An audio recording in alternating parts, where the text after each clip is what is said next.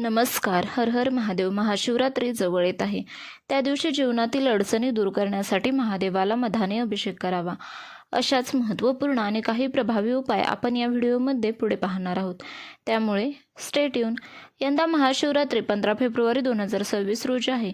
तरी चतुर्दशी तिथी प्रारंभ 15 फेब्रुवारी 2026 रोजी सायंकाळी 5:04 असून चतुर्दशी तिथी समाप्ती 16 फेब्रुवारी 2026 सायंकाळी 5:34 आहे.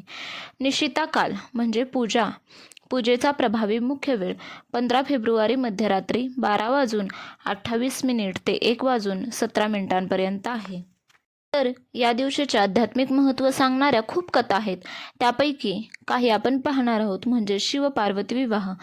तर याच दिवशी भगवान शिवाने वैराग्य सोडून माता पार्वतीशी विवाह केला असे मानले जाते. ज्योतिर्लिंग प्रकटीकरण. तर शिवपुराणानुसार सृष्टीच्या कल्याणासाठी भगवान शिव याच दिवशी अग्निस्तंभ स्वरूपात प्रकट झाले होते. पुढचे कथा आधुनिक म्हणजे समुद्रमंथन. तर याच दिवशी जगाला वाचवण्यासाठी शिवाने हलाहल विष प्राशन केले आणि ते नीलकंठ झाले. महाशिवरात्रीच्या दिवशी केल्या जाणाऱ्या 4 प्रहर पूजेचे अत्यंत महत्त्व आहे. कारण असे मानले जाते की या पूजेमुळे मानवाला धर्म, अर्थ, काम आणि मोक्ष या 4ही पुरुषार्थाची प्राप्ती होते.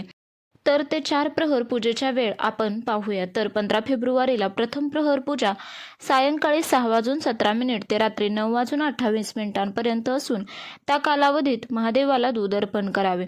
द्वितीय प्रहर पूजा 9:22 ते मध्यरात्री 12:39 द्वितीय प्रहर पूजा असून या कालावधीमध्ये महादेवाला दही अर्पण करावे. तृतीय प्रहर पूजा यामध्ये कालावधी मध्यरात्री 12:39 ते 3:50 आहे. यामध्ये महादेवाला तूप अर्पण करावे. चतुर्थ प्रहर पूजा यामध्ये कालावधी पहाटे 3:50 ते सकाळी 7:01 असून या कालावधीमध्ये महादेवाला मध अर्पण करावे. या दिवशी शिवलिंगावर पाणी, दूध, दही, मध आणि तुपाचा अभिषेक करावा. याने सुख समृद्धी प्राप्त होते. तसेच या दिवशी त्रिदल त्रिगुणाकार म्हणत महादेवाला अखंड बिल्वपत्रे अर्पण करावे. दिवसभर उपवास करावा. ओम नमः शिवाय या मंत्राचा जप करावा.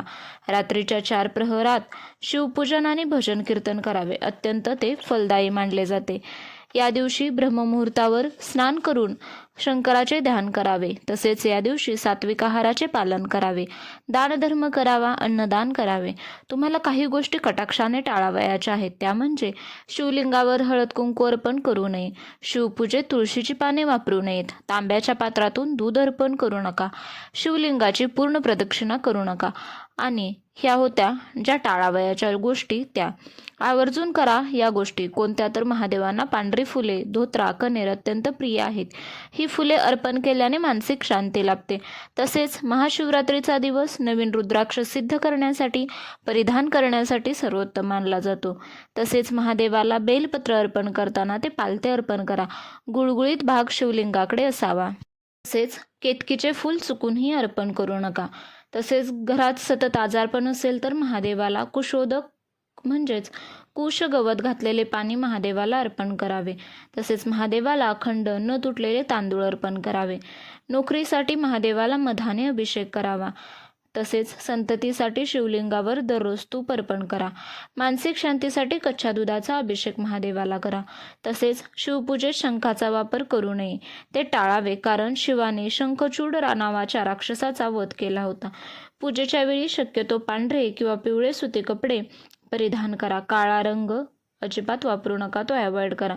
या दिवशी शिवलीलामृत ग्रंथाचे वाचन करा. नाही शक्य तर विशेषत अध्याय 11 याचे पठण करा. सर्व संकटे दूर होतात. महाशिवरात्रीला पंचामृताने अभिषेक करताना प्रत्येक गोष्टीचे वेगळे महत्त्व असते. दूध हे दीर्घायुष्यासाठी, दही उत्तम आरोग्यासाठी आणि कौटुंबिक सुखासाठी, मध वाणीत गोडवा आणि शत्रूंवर विजयासाठी, तूप वंशवृद्धीसाठी आणि ऐश्वर्यासाठी, साखर दारिद्र्य दूर करण्यासाठी असे असते त्या पंचामृताचे महत्त्व. या दिवशी काळे तीळ दान करावे, ज्याने शनिदोषापासून मुक्ती मिळते. तसेच गरजूंना पांढऱ्या वस्तू दान करा. अनेकांना माहीत नसते की शिवाची प्रदक्षिणा पूर्ण नसते. शिवपिंडीच्या जलाधारीला सोमसूत्र म्हणतात. ज्याला कधीही ओलांडू नये, तिथपर्यंत जाऊन पुन्हा मागे फिरावे, याला अर्धप्रदक्षिणा म्हणतात. कर्जमुक्तीसाठी महाशिवरात्रीला महादेवांना मसूर डाळ अर्पण करा. तसेच विवाहातील अडथळे दूर करण्यासाठी शिव पार्वतीला गुलाबी रंगाचे फूल अर्पण करावा. तर तुम्हाला महाशिवरात्रीबद्दल अचूक आणि महत्त्वपूर्ण व उपयोगी माहिती मिळाली असेल अशी आशा करते. जर व्हिडिओ आवडला तर प्लीज चॅनलला सबस्क्राईब केले नसेल तर प्लीज सबस्क्राईब करा, लाईक अँड शेअर करा. व्हिडिओ पाहिल्याबद्दल धन्यवाद.